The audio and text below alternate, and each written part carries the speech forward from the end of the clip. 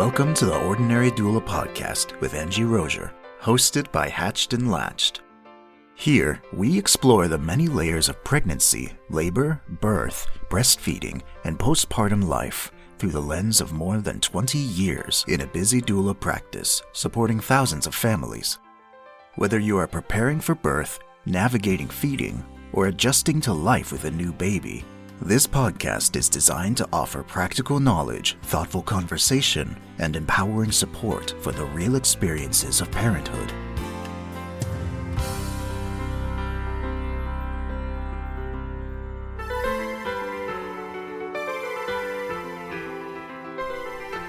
Hello and welcome to the Ordinary Doula Podcast. My name is Angie Rozier and I'm so excited to spend a little bit of time with you talking about, as we chat about things related to pregnancy, hair, childbirth, labor, delivery, postpartum, breastfeeding.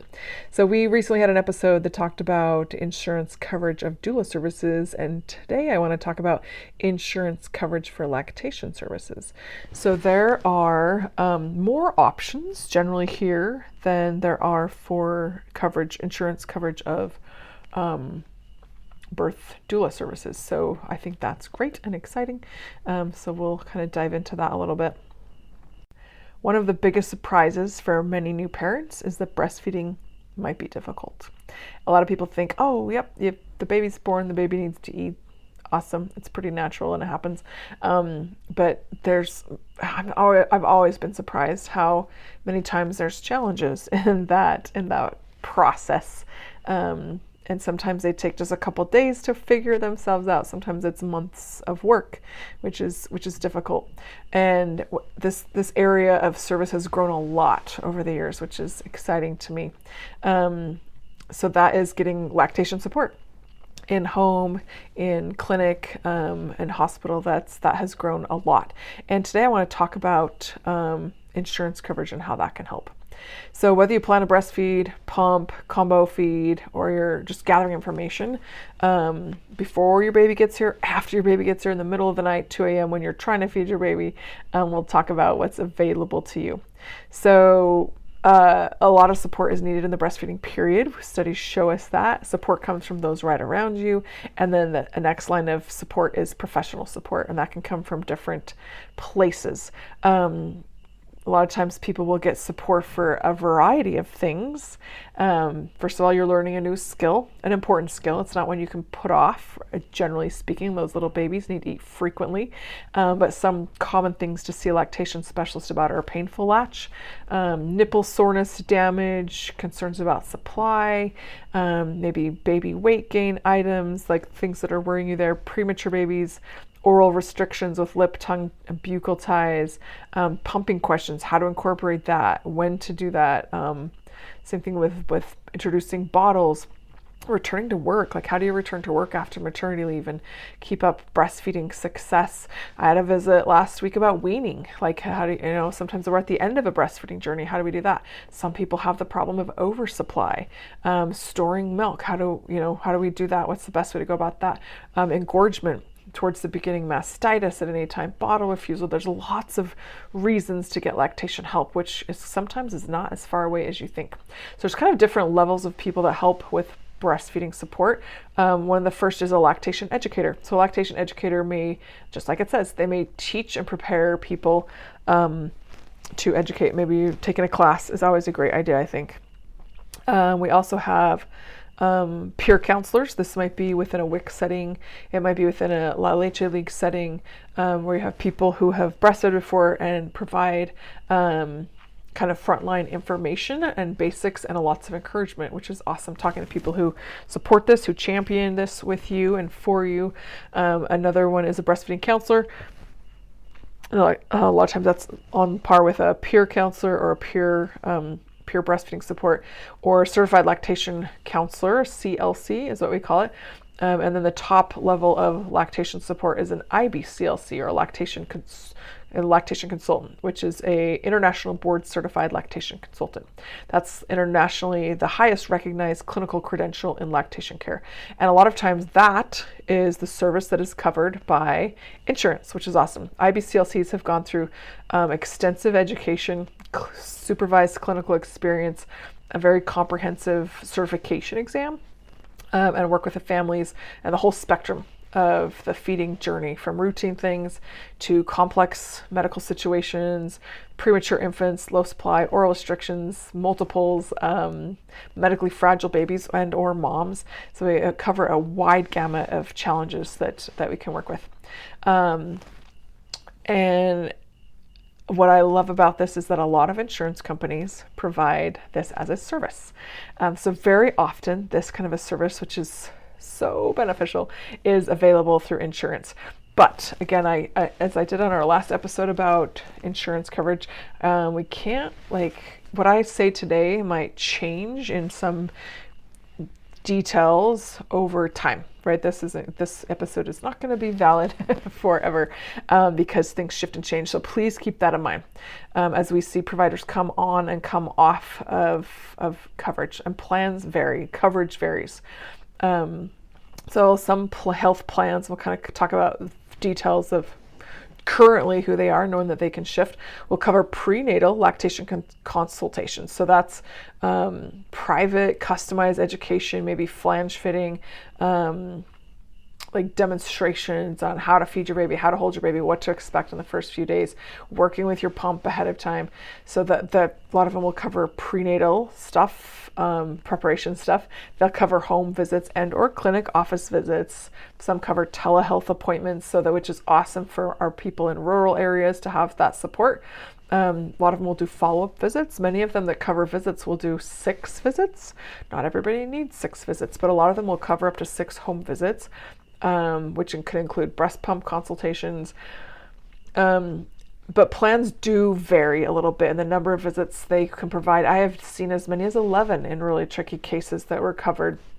We had a challenging situation, but what providers are covered, generally it'll be an IBCLC. And if we need referrals to get to that, if the provider's in network. So there's a lot of things to check on. And one thing, just like in our episode about coverage for birth doula services, is ask about this. Call your insurance company, call HR, ask about this. Create awareness if there isn't awareness there. And ask, are lactation consultations covered with my insurance? Are home visits covered? Are virtual visits covered? How many visits are covered? Who can I see with this? Is there a deductible or copay? And most times there's not.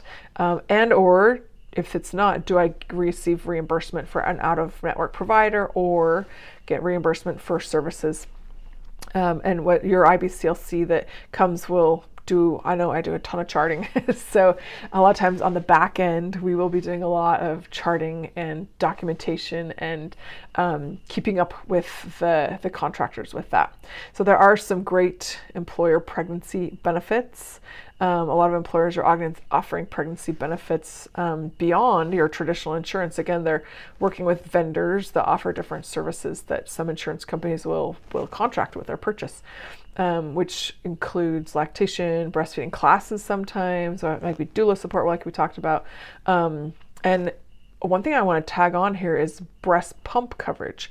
If you have insurance of any kind, whether that's Medicaid, private, marketplace, every insurance that people can have, when they have insurance, covers a breast pump per baby. So per baby, per pregnancy, they will cover a breast pump, which is nice. And a lot of people, when I work with people in hospitals, a lot of them didn't know that. Oh, I didn't know I could get a breast pump. Maybe it's their 3rd baby and they need a new one, or they don't have a good one. Knowing you can get one with every baby, they're required to give a breast pump. And your IBCLC can help you for your particular situation, determining your how you'll be using a pump, how you anticipate using a pump, what your milk supply and flow has been like in the past, help you know which kind of pump would be best, and flange fitting as well for your particular situation. Some insurance companies provide supplies, like they'll send a new set of pump parts every incrementally throughout the baby's first year. Like do pump parts and storage bag, different supplies will come, which is awesome. Some will provide hospital grade pump rentals for certain situations or additional equipment when medically necessary. So in my opinion, everyone should see an IBCLC, sometimes just check in, make sure that things are going well. A lot of people think they gotta wait until something's wrong, till they have cracked bleeding nipples, till the baby's not gaining weight, and that's not the case. You can have a check-in. Even if things are going pretty well, if it's your first baby, yes, definitely, in my opinion, you should see someone if you have that benefit available to you. Some people, I've worked with people who have a challenge on their fourth kid, all of a sudden their fourth baby, they're seeing new challenges come up. But previous breastfeeding challenges, yes, seek out help early and often. If you've had any breast surgeries of any kind, you may need some extra guidance and help if you have diabetes or PCOS or you have multiples, any additional feeding questions or goals. If breastfeeding is painful, if baby's not gaining weight, if your supply doesn't seem full enough, or your milk is taking a long time to come in, if you're exclusively pumping and don't want to be, if you're not exclusively pumping and want to be, if you're returning to work, if you're starting solids, if you're weaning, if something just doesn't feel right, great time to see an IBCLC. So I want to talk to you about a couple of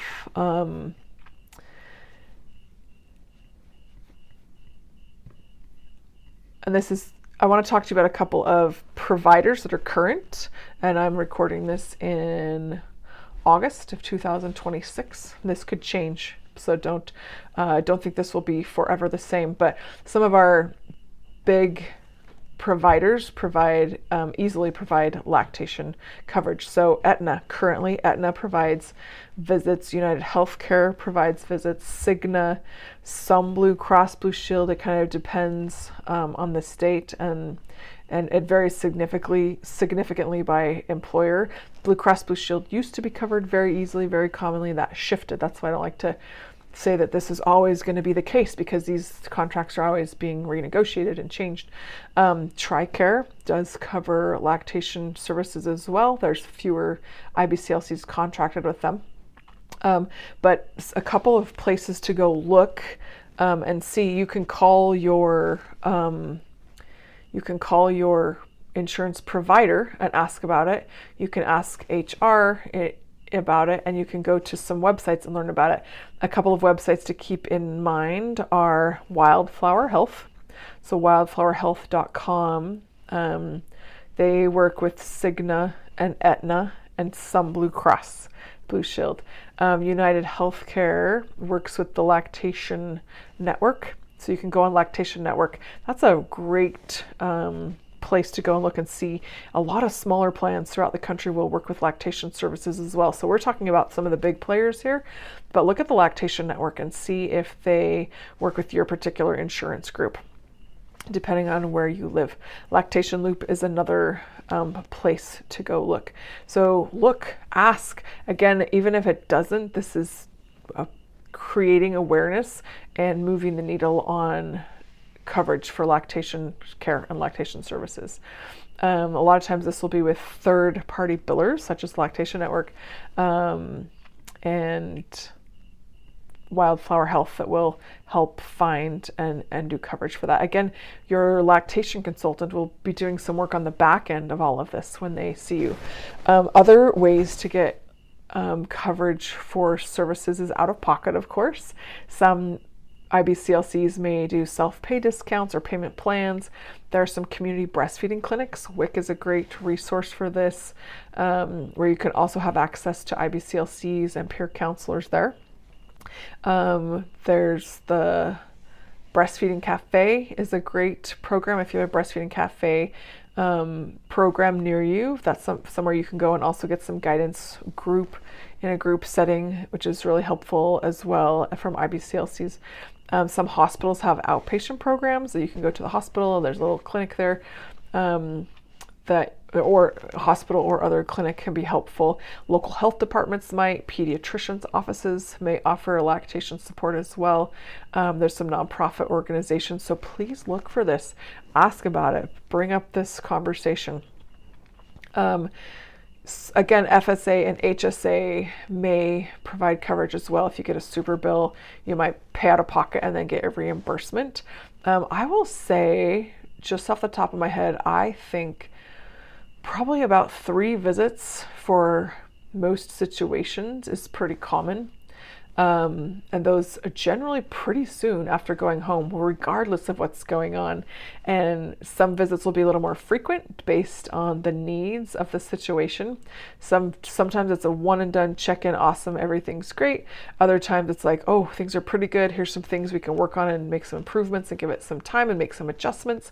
And then let's check in 2 days or in a week or in 2 weeks and see how things are going. But typically what we see is that we'll see patients shortly after coming home from the hospital birth center, and we might have a visit 2, 3, 4 days apart, up to a week apart, and then we might go 2 weeks or 3 weeks and see that, so they kind of space out after time. And sometimes we'll see people frequently. It might be weekly for a while for working on particular problems or challenges that the dyad is facing. There's a client I'm meeting with this coming week. Baby's 7 months old, and I've met with her many times, probably at like 8 or 9 visits at this point, for different problems that have come up. And it's so interesting to me how things can be pretty smooth, and then when maybe a clogged duct situation or mastitis situation comes up, or mom gets sick and there's a dip in milk supply, or baby has a developmental shift, going back to work might shift things. So I love that these visits can generally be available over a long period of time, which is awesome. So one of the biggest things I've learned with working with hundreds of families is that there's help to be had. There's support out there. There's a lot of support out there. There's a lot of education, things you can shift and do, and seek help early. Sometimes I'll get somebody call me too many weeks into a problem where we could have really addressed things and helped them be more comfortable or feel better about their situation, adjusted a few things much earlier on. So check on the access you have early, so that if you need one visit and it's great, awesome. If not, we can do some ongoing support that might be needed. Because yes, breastfeeding can be a super easy, smooth journey, and then it can be quite the contrary. So big action steps here. Again, please call and ask about this. See if lactation coverage is part of your insurance benefits. This is covered quite often, which is awesome. And it gives access to people. The benefits do vary, and what I said today may be different next week, next month, next year. But what we're seeing is the trend is going towards pretty good coverage for this for many companies. And the more we talk about it, the more we ask about it, the more common that will become. So understand that feeding your baby is a pretty personal part of this whole process and this journey. And it's fun as I do birth work and prenatal work and postpartum work and lactation work. The lactation is a long journey for many people. Like birth is a day or two of their life, right? I love to support in that period, but that lactation journey is days, weeks, months long, and requires a lot of support in many cases. So get the support that you need. It's pretty awesome that that's available to so many. So I'll wrap up today's episode where we are addressing insurance coverage for lactation support. It's very commonly available. Go check out what is available to you and ask. If it's not available, ask about it. Hopefully it will help you and others down the road as well, as we get this to be a much more common offering among insurance coverage and the companies that work with that. Thank you for spending time with me today here on the Ordinary Doula podcast. This is Angie Rozier, signing off for the day. Please go visit our website, hatchedandlatched.com. Would love to have you visit there and see if we can help you and support you in any way with prenatal prep, lactation prep, birth prep support, postpartum support, day and night. Options are available, and would love to have you have a good, positive experience. Thanks for being with us. And as always, please go out and make a human connection today. We are important to each other. We need each other. Please reach out to someone that you know and connect with them. Have a good one, and I'll see you next time.